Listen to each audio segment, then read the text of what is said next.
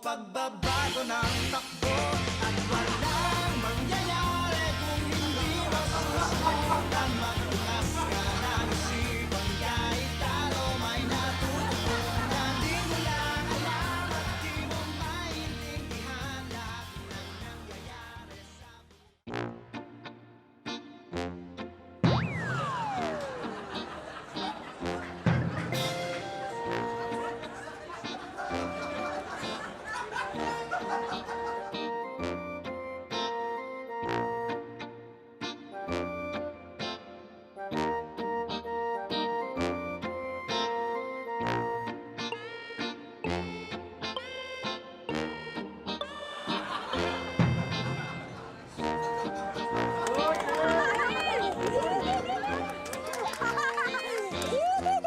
Vince! Ang galing mo ah! Pag di tumatakbo kabayo ah!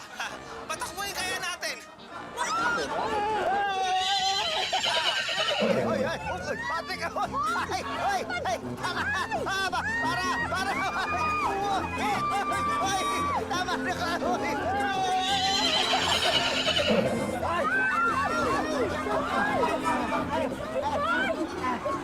Hawakan mo kaya! Kunin niyo!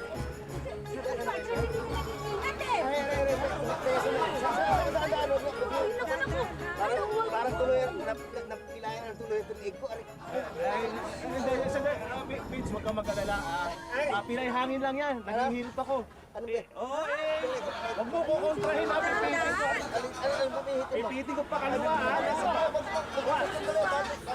Kaya yan. Oh, Teka.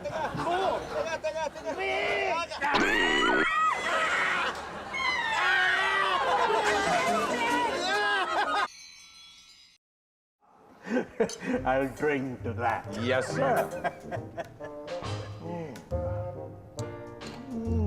Love this wine. Good choice. Very good choice. I agree. I'm okay. But I really enjoy wine myself. Oh, yeah. There's nothing like it. Tommy? Yes, sir. Anong ginagawa mo dito? Alright. May I introduce our future client, Mr. Villarin? Mr. Villarin, Maricar, one of our executives. Hello, sir. Good evening. Hello, Miss Maricar. Maricar, join us. Sit for a while. Thank you. Sit. What would you care to drink? No, I'm fine. Thank you. You sure? Yep, thanks. Kasama mo ba si Boss Pepito? Oo, paano mo nalaman? Well, nag-meeting kami kanina eh. And poor guy, you know, I hope he gets better soon. Huh? What do you mean? What do you mean, what do I mean? Hindi ba napilayan siya? Nako, Tommy, ayan ka na naman, Siguro ikaw, gumagawa-gawa ka na naman ng kwento, Of course. Sigurado ako meron ka na namang pinasok na kalokohan na gusto mo na namang lusutan. Naku, ikaw talaga, hindi naman pilay si Pepito. Hindi siya pilay. Ano ka ba? I've seen him. I'm pretty sure na pilay siya. Sir, pero kasi kasama ko lang sa kanya kanina. Kakakita ko lang sa kanya He seems okay. Well, kasama rin namin siya kanina and he seems pilay. I don't understand it. Nagsinungaling siya sa akin? Why would he do this to me? Sir, baka naman po nagkaroon lang po ng konting misunderstanding. Kasi alam niyo po, si Tommy, sa kumpanya namin, siya talaga yung sinungaling. Siya lang, walang iba kundi siya. Why me? What did I do now? Kumamin ka na lang, sabihin mo na ikaw yung sinungaling. Kung hindi, mawawalan tayo ng kliyente. Oo ka. Actually, tama si Maricar na ako yung sinungaling sa kanya. But, then again, if I admit na sinungaling ako, doesn't that mean I'm telling the truth? And if I'm telling the truth, di hindi ako sinungaling, di ba?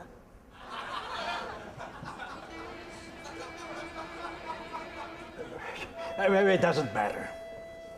If you're both telling the truth, then it's pretty clear kung sino ang nagsisinungaling.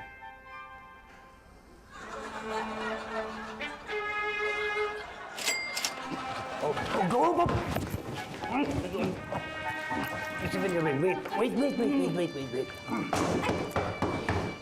Buksan mo na loto! Buksan mo yung pinto! Gusto kita makausap! Baka bukas na kasi tayo kaya mag-usap. Medyo lasing kayo ngayon. That's a lie! Hindi ako lasing! Manaloto! Buksan mo to! Lumabas ka dyan! Mr. Villarin, anong problema? Ba't parang galit na galit kayo? Manaloto. Why'd you lie to me? Why'd you lie to me? Naku, hindi. Bakit? Hindi naman ho sa ganun. Kasi ito... Look at you! Hanggang ngayon, nagsisinungaling ka pa! Hindi ho kasi... Alam na namin ang totoo! Huwag ka na magpanggap! Mr. Villarin! Kayo! Kapal! Okay? Ba't mo dito?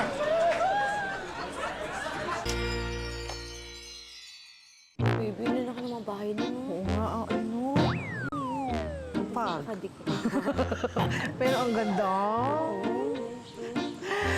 Ay, naku, Ate Baby, sana bumalik tayo dito. Oo nga eh. Sa ibang bansa tayo. Pero alam mo, hindi tayo basta-basta makakabalik dito kapag hindi tayo member. Pero sana, imbitahin tayo uli ni Ma'am Maricar. Ayun, hindi pa nga tayo nakakawi. Gusto nyo agad bumalik.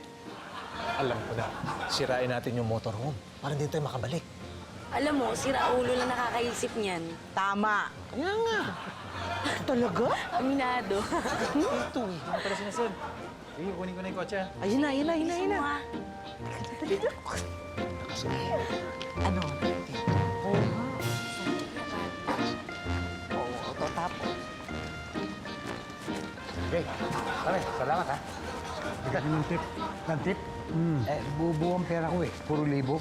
Pamayan lang. Oo. Mr. Villarin.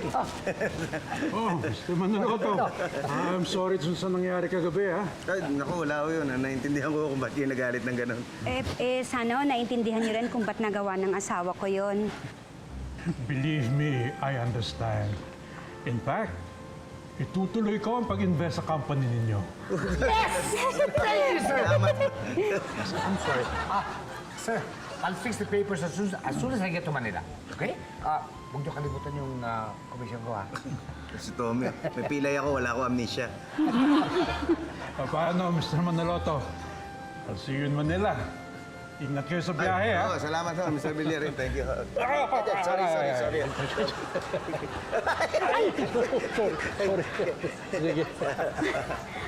Sige po. Si Robert. Ay, halika na. Sige po.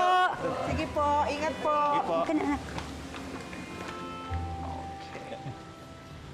Mr. Villarin, ano po nangyari sa leg niyo? I believe it's fractured. Ay, pilay hangin lang ho yan. Hindi nyo na itanong, naghihilot po ako. Oo, ipipihit ko. Huwag nyo ako kontrahin, ha? Pakaliwa po. Are you sure? Ay, sigurado po ako. Ipipihit ko po pakaliwa, ha? Sumunod lang po kayo, huwag ko kontrahin. Sige. 1, 2, Anytime, anyone, anyhow. Halika manood at sumigaw. Anywhere,